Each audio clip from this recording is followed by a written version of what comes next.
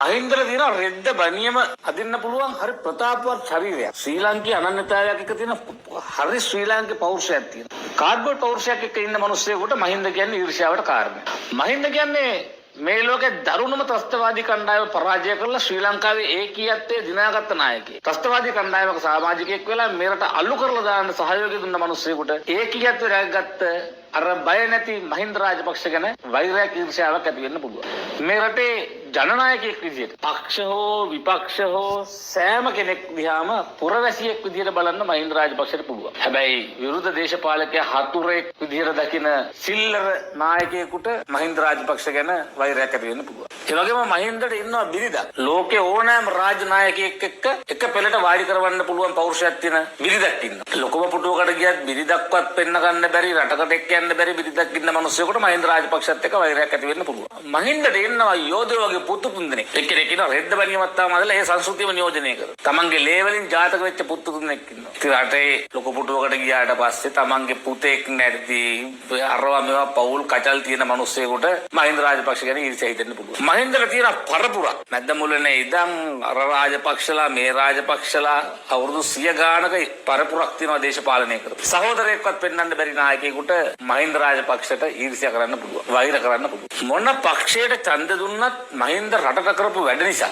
අදත් මහින්දට ආදරය කරන ලක්ෂ සංඛ්‍යාත පිරිසක් මේ රටේ ඉන්නවා. හැබැයි කයිය ගහලා මිනිස්සු රවට්ටලා තමන්ගේ බේස් එක හදාගත්ත නායකයෙකුට අර වගේ අවංක ආදරයක් සහිත ජනතාවක් ඉන්න ජනනායකයෙකුට ඊර්ෂ්‍යාවක් වෛරයක් ඇති වෙන්න පුළුවන්. මහින්දට තිබ්බ ඕනම ප්‍රශ්නයකට විසඳුමක් සැලසුමක්. හැබැයි කටින් කයිය ගහලා බයිලා කියලා නායකයෙකුට පුළුවන් මහින්ද රාජපක්ෂගේ ඒ වැඩපිළිවෙල වලට ඒ සැලසුම් වලට ඒ විසඳුම් වලට වෛර කරන්න. මහින්ද හිටිය ක්‍රියාකාරී පාර්ලිමේන්තුව හැමෝම එකට කතා කරලා එක වගේ සිංහලෙන් නම් සිංහලෙන් දෙමළෙන් නම් දෙමළෙන් ඉංග්‍රීසියෙන් නම් ඉංග්‍රීසියෙන් ඕන විදිහට කතා කරලා ඉවරලා තමන්ගේ අවශ්‍ය ප්‍රතිපාදන එකතු කරගෙන සක්‍රීය පාර්ලිමේන්තුවක් දායක කරගන්න පුළුවන් පාර්ලිමේන්තු කණ්ඩායමක් මහින්ද හිටියා. 150කට වඩා වැඩි ගාණක් 10 දිනකින් කවර් කරගෙන ගැට ගහලා ගේමක් ගහන ජනනායකයෙකුට මහින්දගේ ඒ පෞරුෂය ගැන කණ්ඩායම් පෞරුෂය ගැන ඊර්ෂ්‍යාවක් වෛරයක් තරහක් දෙන්න පුළුවන්. මහින්දට තිබ්බා ලෝකෙ පිළිගත් ජාත්‍යන්තර විශ්වවිද්‍යාල 3කින් ලබා දුන්න ආචාර්ය උපාධි 3ක්. කවදාවත් ආචාර්ය කියලා හඳුනාගත්තේ නැහැ. එයා නිකම්ම මහින්ද රාජපක්ෂ විතරයි. හැබැයි පොර උපාධිකාරීන්ගේ නායකයෙකුට මහින්දගේ උපාධි වලට ඊර්ෂ්‍යාවක් තරහක් වෛරයක් ඇති වෙන්න පුළුවන්. මහින්දට තිබ්බා ලෝකේ ඕනම රාජ්‍ය නායකයෙක් ගාව ශ්‍රී ලංකාව අනන්‍යතාවයේ කෙලින් හිට ගන්න පුළුවන් නියම පෞරුෂය. රටේ ලෝකේ ප්‍රබල නායකයෙක් ගාව කුක්කෙක් වගේ ඇබරෙන නිකන් සිප්පි කෑලි වලට මහින්දගේ ඒ ජාත්‍යන්තර පෞරුෂයට වෛරයක් තරහක් ඊර්ෂ්‍යාවක් ඇති වෙන්න පුළුවන්. මහින්දට තිබ්බා තමන්ගේම කියලා වෘත්තියක් දේශපාලනට අමතරව. අදටත් මහින්දව අඳුන ගන්න ඕන නීතිඥ මහින්ද රාජපක්ෂ කියලා කතා කරනවා. නිකන් ඔය කෝච්චියේ වඩේවික්ක වගේ නායකයෙකුට ඒ වගේ පෞරුෂයකට ආපහු ඊර්ෂ්‍යා තරහ වෛරය ඇති කරගන්න පුළුවන්. ලෝක ආර්ථික අර්බුදයක් අස්සේ ජනතාවට ඒ ආර්ථික අර්බුදය දැනෙන්න දෙන්නේ නැතුව රට පාලනය කරන්න පුළුවන් හැකියාවක් මහින්දට තිබ්බා 2012 ඔබට මතකයි. හැබැයි හාල් ටික බෙදා ගන්න බැරි නායකයෙකුට ඒ වගේ වැඩක් කරපු නායකයෙක් ගැන ඊර්ෂ්‍යාවක් තරහක් වෛරයක් ඇති වෙන්න පුළුවන්. මහින්දට තිබ්බ දේශපාලන අත්දැකීම් එක පැහැදිලි ගමනක්. മന്ത്രി නියෝජ්‍ය ඇමති අගමැති ජනාධිපති මේ වගේ ලයින් එකකින් ආපු අත්දැකීම් එක්ක හොඳ ප්‍රශ්න වලට විසඳුම් සහිත හරි ලස්සන අත්දැකීම් සහිත දේශපාලන ගමනක් මහින්දට තිබ්බා. නිකන් කයිය කෙල ඉඳලා රොකට් එකෙන් වටුණා වගේ ජොක් ගාලා පුටුව ගිහගත්තට පස්සේ අර අත්දැකීම් තියෙන පෞරුෂයකට ඊර්ෂ්‍යාවක් වෛරයක් තරහක් ඇති කරගන්න ඒ වගේ මිනිස්සුෙකුට පුළුවන්. තමන්ගේ නිවැරදිකම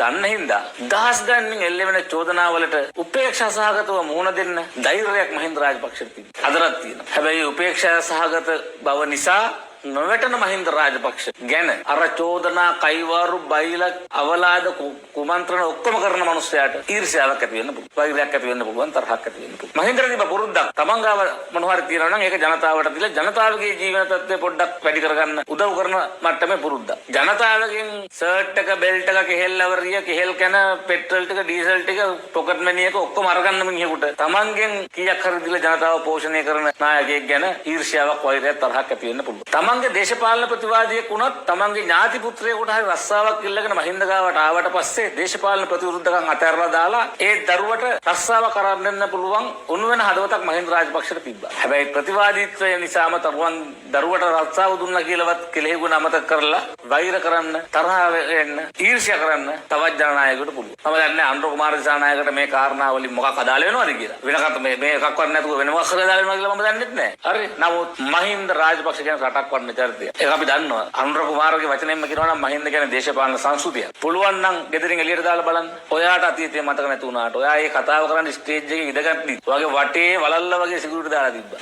ඒ කාලේ සිකියුරිටි කොහොම නෙමෙයි තියෙන්නේ. තිබ්බනම් යුද්ධ කාලේ. ඔයා ඒ විදිහට කතා කරන්න බය නැතුව මහින්ද රාජපක්ෂ. මම